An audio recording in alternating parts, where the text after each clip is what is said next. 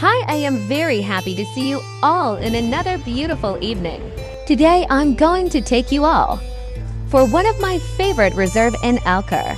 From the beach to incredible wildlife views and lush landscape. Al-shuaa Reserve is undoubtedly a unique place for families who visit this place.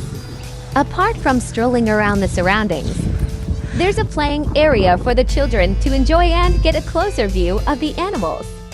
The nature reserve boasts of different kinds of trees and animals such as ducks, tortoises, geese, ostriches, pigeons, goats, rabbits, as well as a few Arabian oryx. Children can interact with some of the animals too. The family park also has lots of benches, shaded sitting areas, solar-powered lighting in addition to its green spaces. There are plenty of play areas for kids inside too. Entrance fee free for approximately 45 minutes drive from Doha.